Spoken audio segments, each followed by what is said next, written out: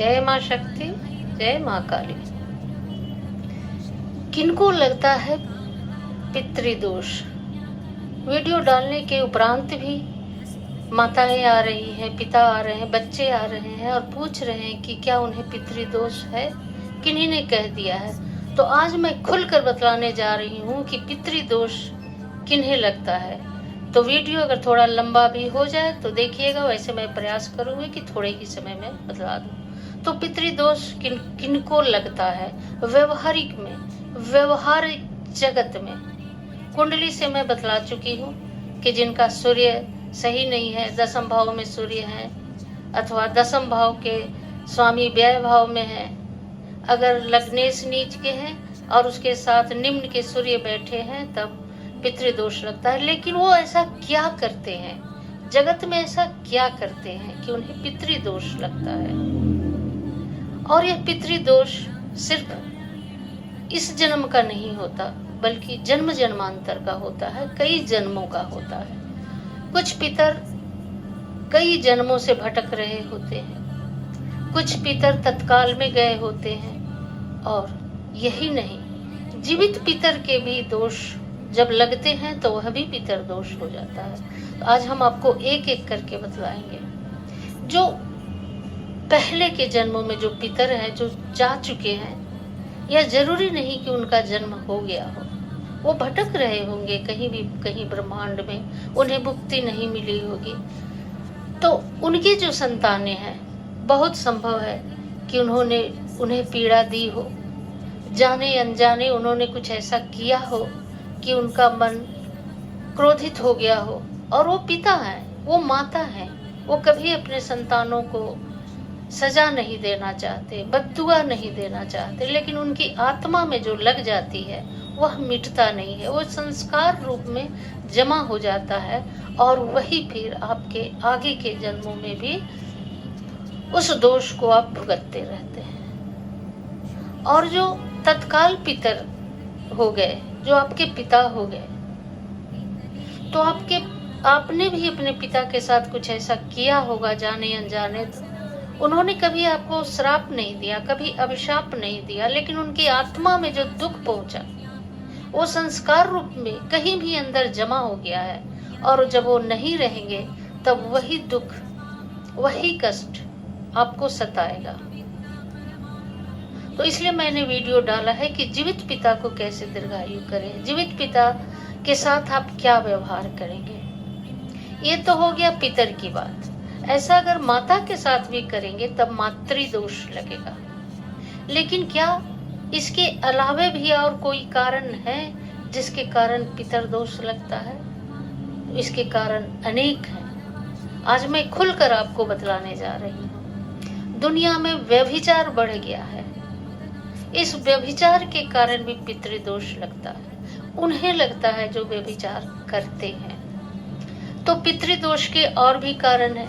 आपने गुरु को सताया है, उनके मन को दुख दिया है, आपने गुरु की वस्तु को किसी भी तरह से हर लिया है, आपने गुरु की वस्तु को किसी भी तरह से चोरी कर लिया है, आपने उन्हें हानि पहुंचा दी है, तब भी पितर दोष लगता है। क्योंकि गुरु भी आपके पितर के समान होते हैं, पिता के समान होते हैं। और अगर आप किसी श्रेष्ठ जन, आचार्य के साथ, ब्राह्मण के साथ, पुजारी के साथ अगर आपने ऐसा किया है, तब भी आपको पितर दोष लगता है। यही नहीं, अगर आपने गुरु को, आचार्य को धोखा दिया है, झूठ बोला है, तब भी पितर दोष लगता है। आज बच्चे घर में चोरी कर लेते हैं, उन्हें नशे की आदत लग गई है। घर में पिता माता किसी भी तरह से धन अर्जित कर घर के खर्चे के लिए रखते हैं, और वो बच्चे ले जाते हैं उन पैसों को निकाल कर, तो उन्हें पितर दोष जरूर लगेगा। वो आज नहीं समझेंगे, लेकिन एक दिन जब उनके जीवन में उन्नति रुक जाएगा, उनकी संतानें नहीं होंगी, उनकी संतानें होकर उन्हें कष्ट देने लगेंगी, तब वो समझेंगे कि उन्होंने ऐसा क्या किया। आज बहुत से लोग आते हैं, कहते हैं उन्होंने ऐसा क्या किया, तो आपने अपने पितर को नाराज कर दिया है। यही नहीं, अगर आपने गौ के साथ ऐसा किया है, गौ को आपने सताया है, तब भी पितरदोष लगता है।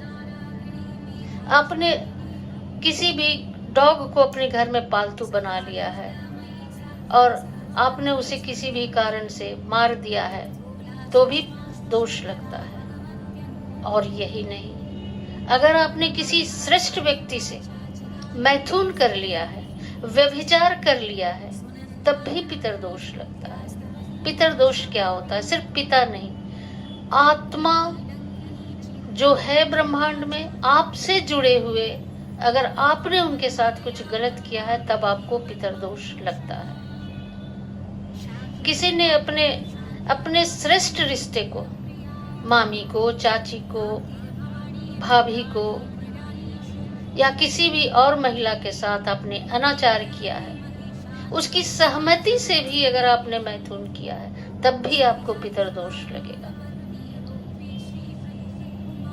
और इस तरह से अगर आपने किसी शुभ समय में सहमति से भी पति पत्नी ने संबंध बना लिया है तब भी पितरदोष लगेगा। जैसे पितृ पक्ष चल रहा है, अभी ब्रह्मचर्य जीवन जीना चाहिए। जैसे पूर्णिमा के दिन, गुरु पूर्णिमा है, उस दिन ब्रह्मचर्य रहना चाहिए। नवरात्रि में ब्रह्मचर्य रहना चाहिए। अगर आपकी पत्नी कोई उपवास कर रही है, कोई व्रत कर रही है और आपने उसे किसी भी तरह से बहला फुसला कर उससे संबंध बनाया है तब भी यह दोष आपको लगता है। अनाचार भी पितृदोष का कारण हो सकता है। यह बात तो सिद्ध हो जा रही है। और जो लोग अपने जीवन में पीछे झांक कर देखेंगे, क्या उन्होंने ऐसा किया है? अगर उन्होंने ऐसा किया है तब पितरदोष जरूर लगेगा और आपको पितरदोष का निवारण कराना ही पड़ेगा। अगर आप नहीं कराते हैं तब आपकी संतानें या तो नहीं होंगी और अगर होंगी तो कष्ट देने वाली होंगी। आपकी संतति आगे नहीं बढ़ेगी, आपके बच्चों के विवाह में विलंब होगा।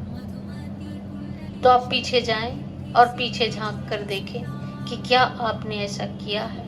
अगर किया है तो आपको पितरदोष है और अगर पितरदोष है तो इसका आप निवारण करें।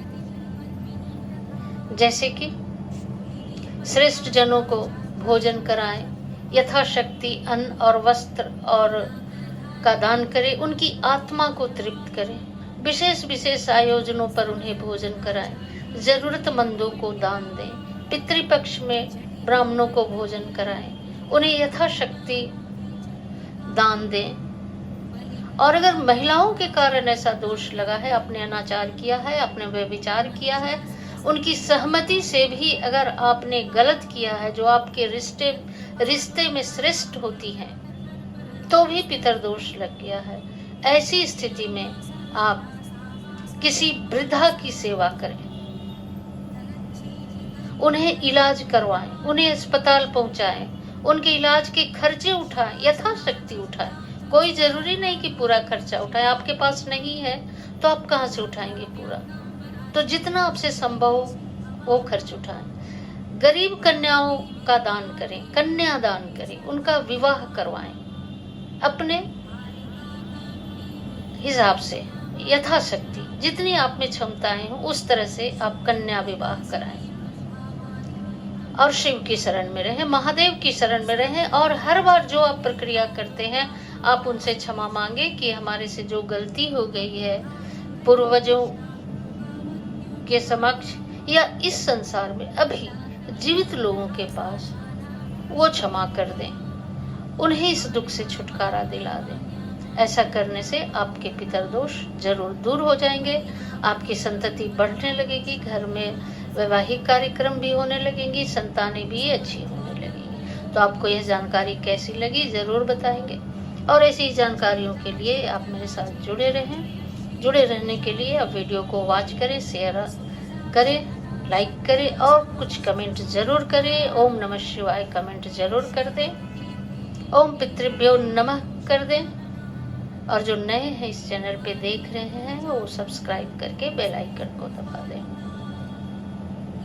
जय माँ काली, जय माँ शक्ति।